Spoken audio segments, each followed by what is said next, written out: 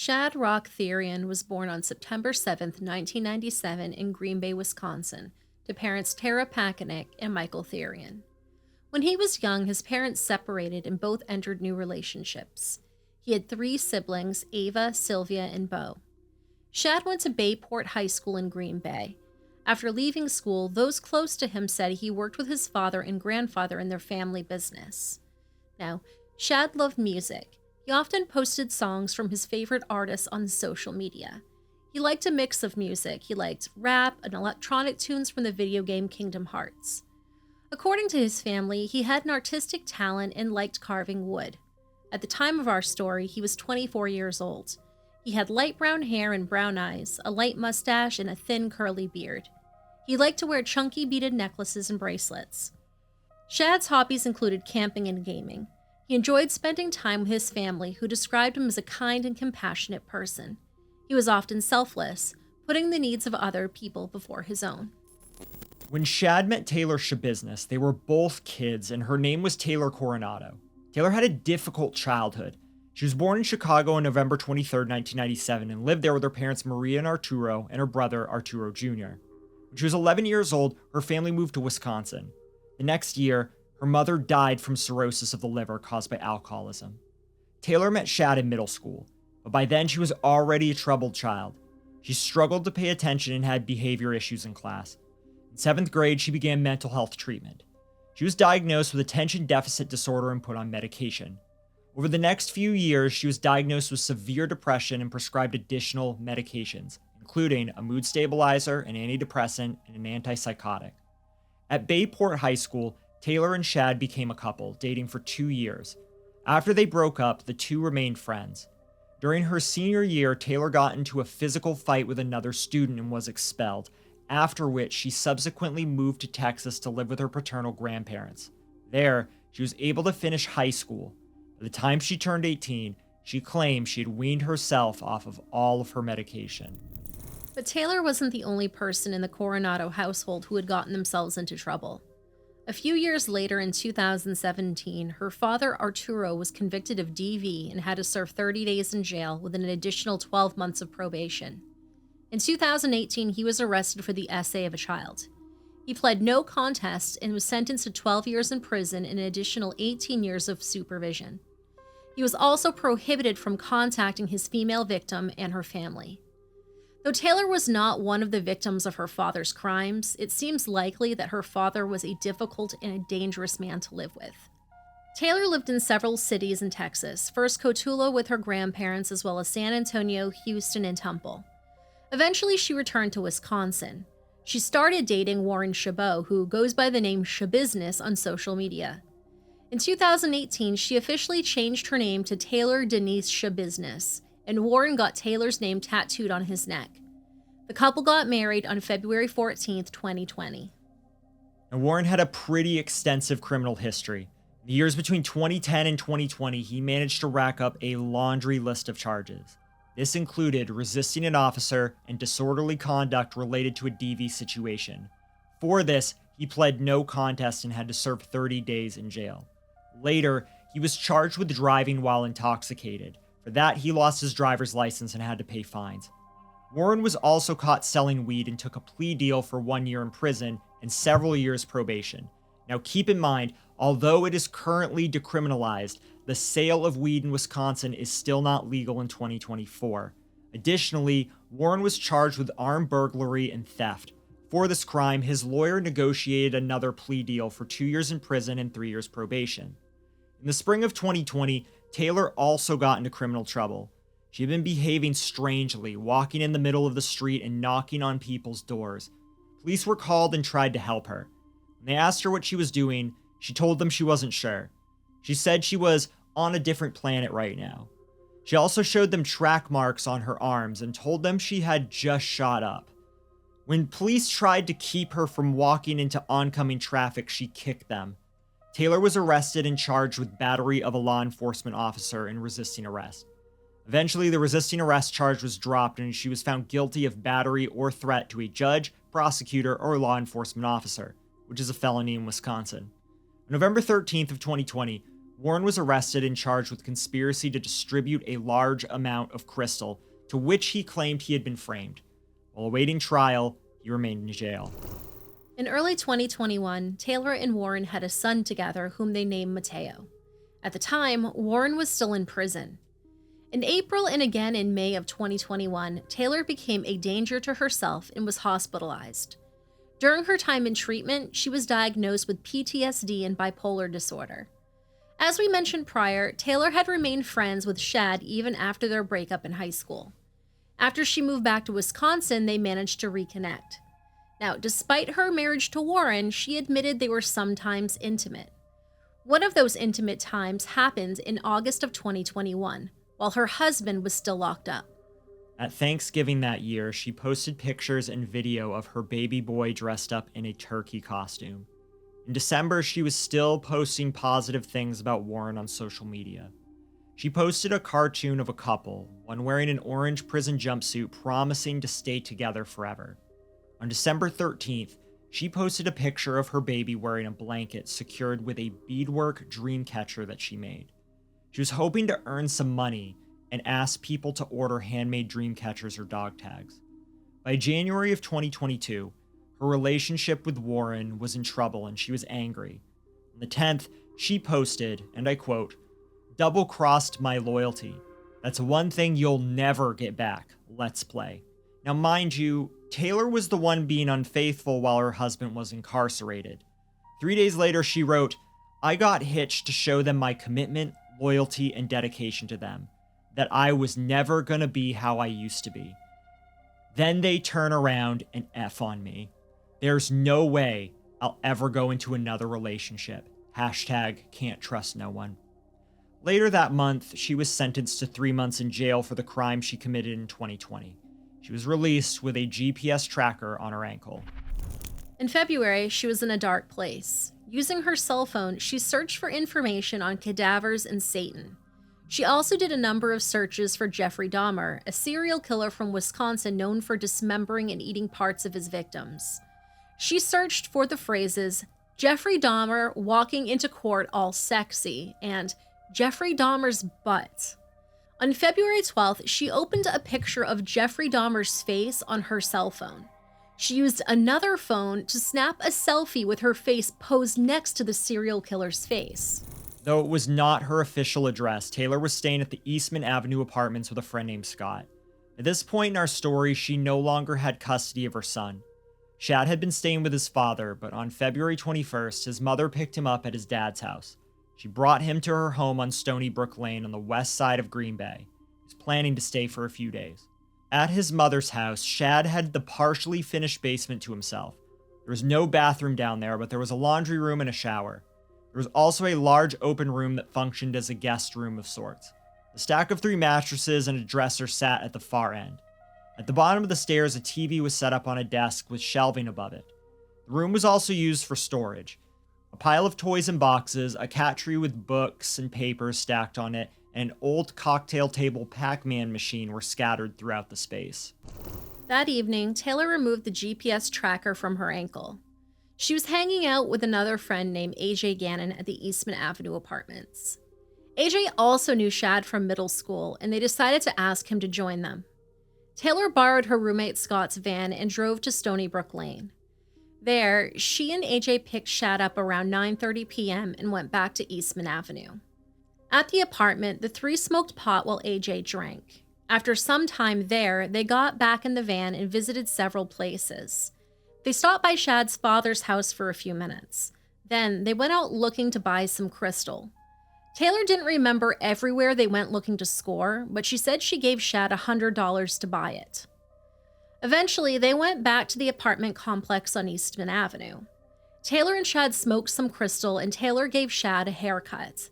After AJ left, Taylor said she and Shad injected crushed up trazodone, an antidepressant medication which can give short feelings of euphoria. Taylor again borrowed her roommate's van and drove Shad back to his mother's house, where they arrived in the dark hours of Tuesday morning. Taylor parked the minivan on the road in front of the house. His mother's boyfriend, Steve, let them in. The pair went downstairs to the basement room where Shad was staying. According to Taylor, about 5 minutes later, Shad pulled out 2 silver chains, one for each of them. He told her they could use them for breath play while they were being intimate later. Taylor spent the rest of the night and all of the next day there. When Shad's mom Tara got up the next morning, she thought they had been up late and were sleeping through the day. At one point, she heard Taylor downstairs talking but couldn't hear what she said. Tara thought it was odd that neither of them came upstairs to use the bathroom while she was home, but she didn't think too much of it. She and Steve left the house for part of the day, and she figured the pair could have woken up and come upstairs while she was gone. In the early hours of Wednesday morning, Shad's mother Tara woke up to the sound of the storm door slamming shut. She then heard a vehicle start up and pull away. When Tara got out of bed, she noticed the basement lights were still on. She went downstairs to see if Shad was in the basement and to turn off the lights if he had left. On the way, Tara looked out the window and noticed the minivan was gone. Tara did not see Shad in the basement, and as she turned to walk back upstairs, she noticed a 5-gallon bucket with a large beach towel on top of it. Her first thought was they'd been using the bucket as a toilet, which would explain why she hadn't seen either of them upstairs. However, when she moved the towel, she saw something she never could have expected. She saw her son's head in the bucket. Unable to understand what she was seeing, she ran upstairs to wake up her boyfriend, Steve. Tara brought him downstairs and had him look inside of the bucket. Steve, who had bad eyesight, was not sure what he was seeing either. So soon, Steve placed a call to 911 to report this gruesome discovery. County Public Safety, how may I help you? Yes, I'd like an officer at 829 Stony Brook. My friend just woke me up and swears that she found her severed head of her son in the basement. Okay, can you repeat the address, sir? 829 Stony Brook. Okay, S-T-O-N-E-Y? Is it EY, right? Yes. No E. Just LY. Is that a house, apartment, or duplex? It's a house. What's your phone number? My number is... My name's Steve. Yes. What's your last name, Steve? Hendricks. Okay, tell me what's happening there again? I have no clue what's happening. My girl swears that she's found her severed head of her son in the basement. Did you go down there? In a bucket. I went down, I can't tell what the pardon my language, I'm kind of a little freaked out. Okay, did she just wake up and say that? Yeah. And whose head is it? She's claiming it's her son. How old is her son? 24, 25? Has he been missing, or? No, yeah, he was here yesterday with some chick, and then all of a sudden nobody's here. And she came up to use the restroom a couple times, and she keeps calling and calling, and now she's saying that she hears the phone down there too. Okay, is she with you right now? Yes, she's upstairs. She's a little freaked out, and I don't know what to do. Okay, alright, stay on the line. And, you said you went down there, correct? Yeah, and I lifted the towel, but I can't see very well, and I can't tell what the hell it is. So there's something in the bucket. There's something in the goddamn bucket there. Okay. If she won't look again, I don't know what the hell, man. Do you think she's hallucinating, or do you think that... I don't think so. I went down and there's something in the damn bucket. I don't know, man. She's a little freaked out, and... After Steve confirmed his address and explained what his girlfriend saw, the 911 operator asked to speak directly to Tara. She answered his questions in a calm, numb voice. When asked what she saw, Tara said, "I'm pretty positive my son's head is in a bucket in my basement." The operator asked, "What makes you think that?" She replied, "Because I looked in the bucket." When he asked what she saw in the bucket, she said, "Exactly what I told you." She told him she had no idea where the rest of Shad's body was. At the end of the call, the 911 operator asked if it could be a fake Halloween head. She told him, "I'm not touching it. I'm not looking at it again." She also asked if the officers could be quiet when they arrived. Her 16-year-old daughter was still asleep upstairs. Police from the Green Bay Police Department arrived at around 3:25 in the morning. Officer Alex Waynish talked to Steve and Tara at the door. Steve told the officer multiple times that he looked in the bucket and didn't effing know what he was looking at. 2 officers descended the stairs into the basement. After Officer Waynish looked in the bucket and realized it was, in fact, indeed, a severed human head, he called for backup. He also conducted a sweep of the area to make sure no one was hiding in the basement. He found no one, but he did find a dried blood stain on the top of the stack of mattresses. Beyond that stack of mattresses, he found blood and chunks of human flesh on the floor. Meanwhile, a detective met with Tara. She told him she last saw Shad alive at 9:30 Monday evening when he rode off in the van with Taylor. Armed with this information, another group of Green Bay officers went to the Eastman Avenue apartments where Taylor was staying with her friend Scott. As officers approached the apartment building, they passed the van she had been driving. A large crock-pot box was visible through the back window. Officers noticed what appeared to be bloody footprints near the front of the van. While they were looking at the footprints, the lights came on in the van and Taylor exited the apartment building. Officers saw dried blood on her black hoodie and on her black sweatpants. When they placed her in handcuffs, they saw her hands were stained with blood. In the patrol car, she told officers she thought they were there because of a warrant for her arrest. However, she did not mention Shad.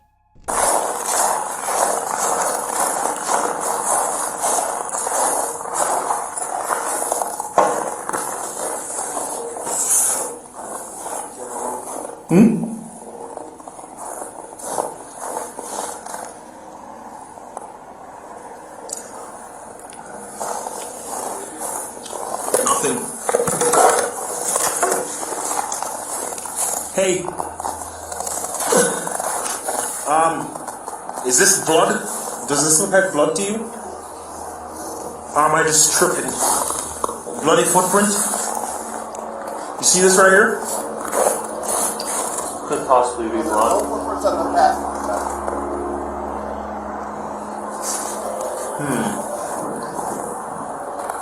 Hey, who did that?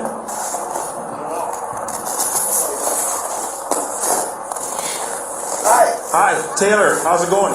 Officer Russell with the Green Bay Police Department. Just make sure you ain't got nothing on you here. With Taylor. Taylor, you have one warrant for your arrest. Just put your hands behind your back, quick. Anybody else in your apartment? Once in custody at the Green Bay Police Department, Taylor's hands and clothes were photographed. She had a deep cut on her left thumb and several scratches on her arms and hands. Her clothes were taken into evidence and officers gave her a yellow prison jumpsuit. After Taylor was read her Miranda rights, they let her know that they found Shad's head in a bucket. She responded, "That's pretty effed up." When Detective Graff asked her what happened, at first she told him, "That's a good question." She said that she had blacked out and couldn't remember what happened. She remembered that no one else came into the basement. She remembered smoking ice, as she put it. She remembered setting a baggie full of the drug on a dresser. She remembered the chains Shad had gotten. As they continued to talk about the chains, Taylor said she had a brief flashback of the chains around his neck.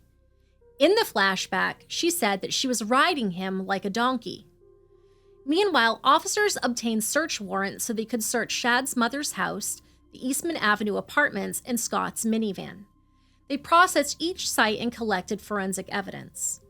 At Tara's house, medical examiner Dr. Vincent Tranchita compared a photo of Shad to the remains located within the home.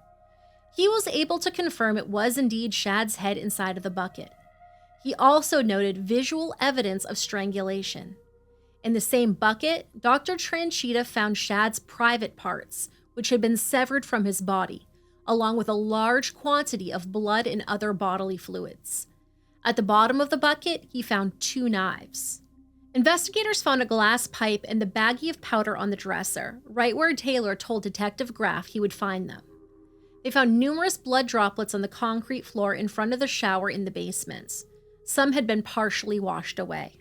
Officers at the crime scene stayed in contact with Detective Graff, who was still interviewing Taylor. As the interview went on, Taylor remembered more of the evening. She told Detective Graff that she and Shad were preparing to be intimate. She said they had choked each other in intimate situations before and that she enjoyed choking her partners. She said Shad laid face down on the bed and she got on top of him. She said Shad put the chain around his neck. She put one of the chains around her own neck as well. The chain had a loop like a dog's choke collar. She pulled it through the loop and tight around his neck. As she pulled tighter, she said she could feel his heart beating. She told Detective Graff that she went crazy and kept pulling harder and harder on the chain. Detective Graff asked her several times why she didn't stop. Taylor offered several different answers. She said she didn't mean to do it. She said she wanted to see what happened. She said she just went crazy. She said she was already this far, so just kept going. At one point, she said she blacked out while choking him, woke up to find him already purple, and kept pulling on the chain. She also said she liked it. Although we will try to describe what happened with as much care and tact as possible, Taylor's actions were appalling. There's no way around that. After he died, Taylor said she played with his body for 2 to 3 hours with both her mouth and with toys. She said she cuddled his body. She stayed in the basement all of Tuesday through Tuesday night and into Wednesday morning. At one point, Shad's mother came down the basement stairs and went into the unfinished area where the cat's litter box was located. She brought the cat downstairs with her, but didn't look or enter the rest of the basement. While Tara thought her son was sleeping in, Taylor was laying next to his partially dismembered body. At some point early Tuesday morning, before anyone else in the house was awake, Taylor had gone upstairs to the kitchen. She took several knives, including a long bread knife, down to the basement. She told Detective Graff that the first thing she removed was his head. Taylor positioned the 5-gallon bucket on the floor next to the bed. Next, she pulled Shad's lifeless body to the edge of the bed near the bucket. She said the bread knife worked best because of the serrated blade. She told Detective Graff that she found the experience very arousing. At some points, she said she was, and I quote, sucking and cutting at the same time. When Detective Graff asked where the rest of the body was, Taylor told them the police were going to have fun trying to find it. She had placed the parts in several areas of the basement. She had also taken some of Shad's body with her, hidden in the large crock-pot box in the van. She said she had originally planned to take all of his body with her, but she said she got lazy and paranoid because of the drugs she was on. At several points, she repeated that she couldn't believe she forgot to take his head. She said she nodded off several times while dismembering him. She also thought she might have continued cutting while she was asleep. She used the bucket and another large tote she found in the basement to catch the blood and other bodily fluids. She dumped some of the blood down the drain in the basement's shower, the same shower where investigators had already found drops of blood. Investigators also found a significant amount of blood soaked into the mattress and evidence of more blood under the bed. They found evidence of a puddle of blood that had been cleaned up near where Taylor said she had placed the bucket. In addition to the bucket and tote, said she used other containers she found in the basement to hold parts of Shad's body. She used a backpack and a duffel bag as well. She also used several Walmart grocery bags. Detective Graff asked her if she thought her actions were the right thing to do. She said she did it anyway. She went on to elaborate that when she loves something so much, she kills it. Taylor's initial interview was paused so she could get medical attention for the cut on her thumb, as it was deep enough to require stitches. When she returned to the interview room, she was wearing a blue jumpsuit. At the end of the interview, Detective Graff told her, "You do realize you are probably going to jail after this when we're done." She responded quietly, "I didn't know that." When asked if someone who takes a life and dismembers someone should go to jail, she responded with, "Oh, yeah." Back at the crime scene, investigators found his upper torso in a storage tote. Another knife and several internal organs were found in the same tote. Additional organs were found in several grocery bags. The medical examiner found the crock-pot box on top of a basket of laundry in the van. Inside the box, he found additional body parts, including a leg. The forensic report concluded that the details Taylor mentioned in her confession were consistent with the evidence found during their search. Taylor was charged with homicide, mutilating a corpse, and third-degree SA. She pled not guilty by reason of insanity. After the police interview, she was taken to the Brown County Jail and held on a $2 million bond. Brown County Jail was the facility her father was serving his time at, and both of them would remain in the same prison until after Taylor's trial. On February 14, 2023, Taylor was in a Brown County Circuit Court at a hearing to discuss her trial date and mental competency. She was represented by attorney Quinn Jolly, who had also represented her father during his trial. Attorney Jolly asked to move her trial date in order to give a defense expert time to review Taylor's file. Judge Thomas Walsh wasn't happy about the delay, but he agreed. Apparently, Taylor was not happy either, as she attacked her attorney, repeatedly trying to elbow him in the face.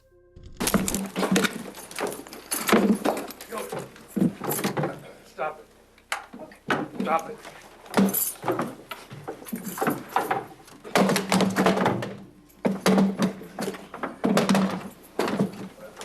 Rachel, call.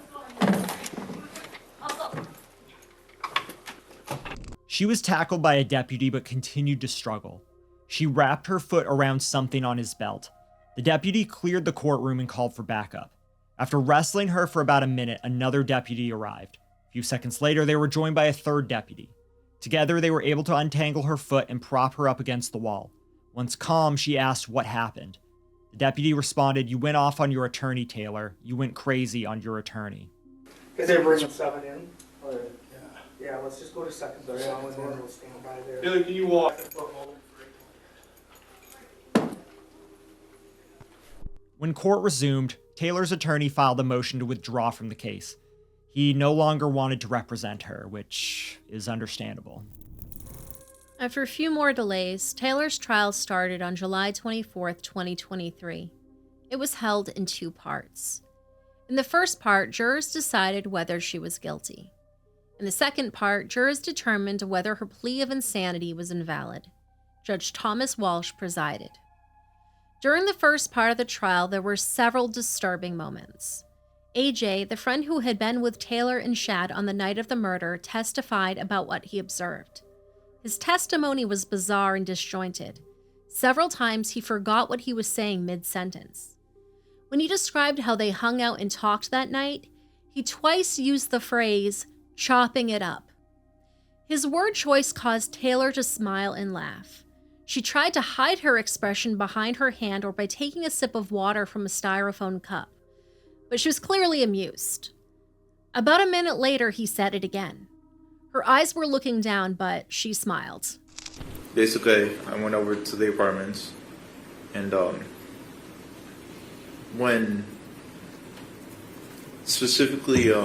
when I got there, we were just chilling, chopping it up, like how we always do. And basically, I was like, Taylor was asking like, do you wanna hang out with Shad? She was asking me like for consent to hang out with Shad, to bring him over, and I was like, yeah, that's fine, that's cool. The medical examiner's testimony was also very disturbing. Dr. Tranchita said that Shad's body was pale and essentially bloodless, meaning all of the blood had been drained out of his body. This alone would have taken hours to accomplish.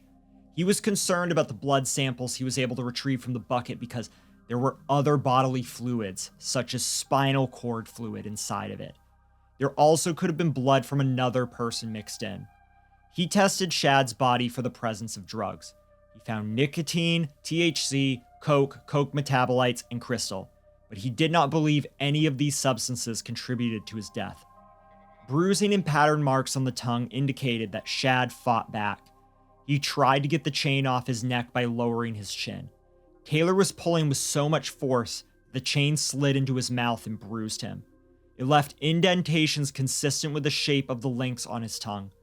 Dr. Tranchita said the official cause of death was strangulation, in the form of a significant amount of force applied to the neck. There were so many injuries on Shad's body, he needed multiple pages to record them all. He described the injury to the neck as a complete decapitation. He pointed out many cuts on the neck, cuts both above and below the site of decapitation. He explained this meant it took multiple attempts in order to cut completely through the neck. There were marks that showed Taylor attempted to remove his right arm at the shoulder and also at his right elbow, but both of these attempts were unsuccessful. There were also numerous cuts and stab wounds on both arms and legs. On his right leg, all of the soft tissue on the thigh had been removed. Shad's femur bone was exposed and the right hip socket was open. From the knee down, the rest of his right leg was intact. Flaps of skin were removed from his left leg. His left leg had been amputated from his knee down. His kneecap was found separate from the rest of his leg, which had been cut again at the ankle. His left foot had been completely removed and stuffed inside of his chest cavity. Now, Doctor, does the screen show what is page 4 of Exhibit 79? Yes, it does. I don't think I will ask you to describe every injury that's denoted on this particular diagram, as we would be here a while, but could you describe generally what is depicted in this diagram? Of course. This is a front and back view of the decedent's body, where I'm attempting to show the points of dismemberment as well as points of sharp force injury that are present. The contusions I've also included here to try to show where they are, or bruises and abrasions. But for the most part, I want to focus on the sharp force trauma. In particular, in this case, we have the head has been decapitated at the level of the lower neck. The back has been largely flayed and defleshed. In other words, the skin of the back has been removed. Also, the muscles of the back have been removed so that we have exposed rib cage and spine.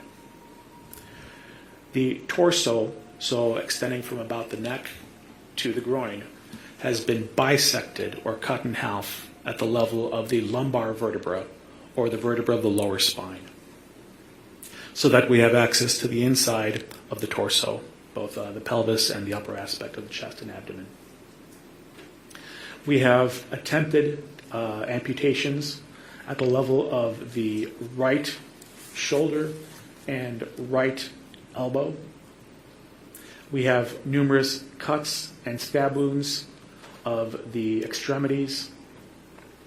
When we get to the abdomen and thighs, we have areas of skin removal where flaps of skin have been removed. Where we get to the right thigh, all of the soft tissue has been removed, so we're down to the bone. In other words, all we have is exposed femur for the length of the femur. When we get to the lower extremities, the left lower extremity has been amputated to the level of the knee. The kneecap or patella was recovered separately. We have another amputation from the knee to the level of the ankle, and the left foot was recovered from within the left chest cavity, placed within there. At the right lower extremity, we have, again, the femur, which has been largely defleshed, but I was able to reapproximate the pieces of muscle and pieces of skin to recreate what was there. And then we had the right knee to the right foot still intact. Doctor, based on your training and experience, what kind of amount of time would be necessary in order to create this sort of disruption to a body? Objection, speculation. Overruled. Foundation. Overruled.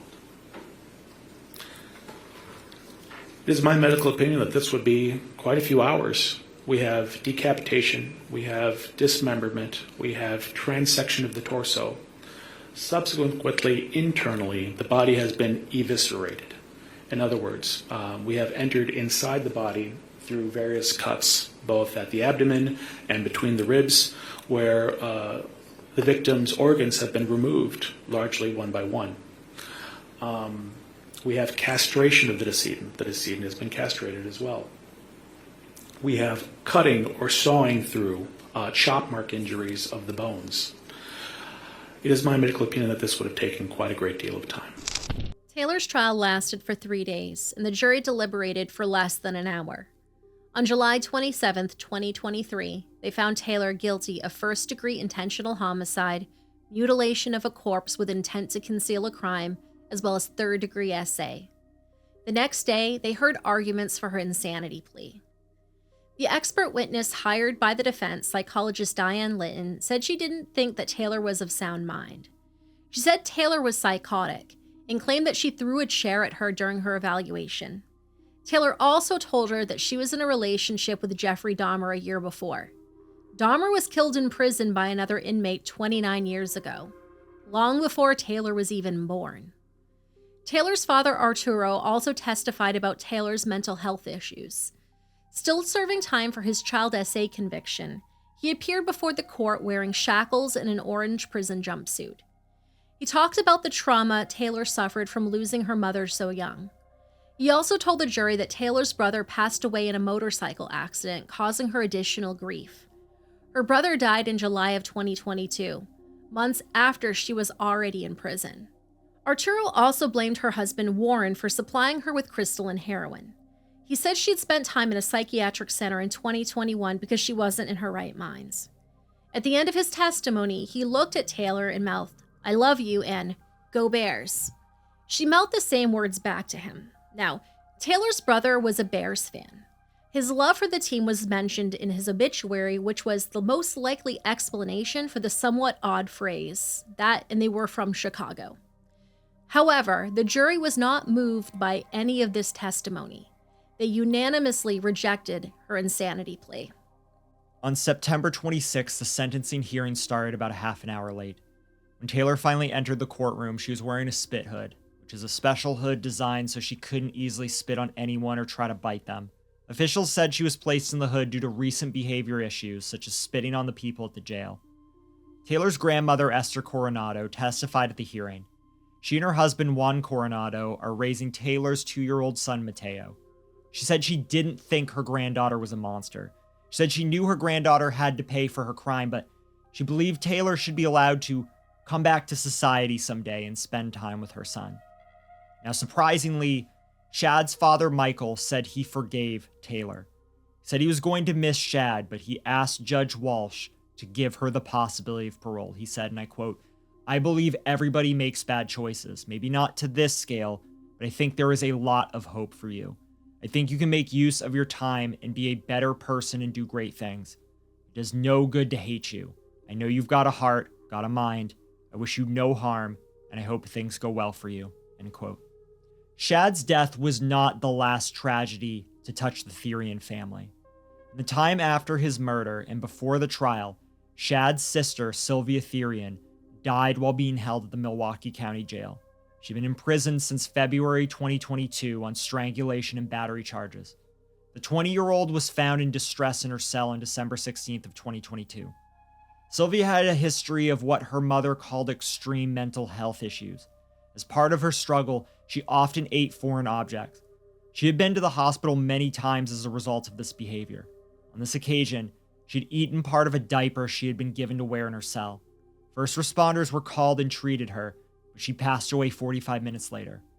This might have been why Michael chose to forgive Taylor. Shad's uncle Kelly was not forgiving. He said he thought there was no excuse for what she's done. "I don't care if it's drugs or upbringing. We all go through hard times growing up." He said making other people suffer because you were hurting was cowardly.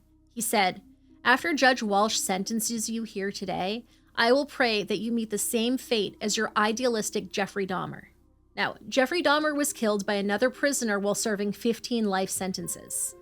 The audience in the courtroom applauded Kelly's statement. Taylor's attorney said she planned to address the court. When the judge asked if she had anything to say, she replied, "No, there isn't." Before he announced Taylor's sentence, Judge Walsh said he didn't have the words to adequately express the offense in this case. He said Taylor's actions were so foreign, they shocked the community. That, he said, is the gravity of this case. He sentenced Taylor to life in prison without the possibility of parole. Shad's family and friends left the courtroom quickly after the sentence was announced. In October of 2023, Taylor was moved from the Brown County Jail to the Taycheedah Correctional Institution. Shad's family, especially his mother Tara, were traumatized by his murder.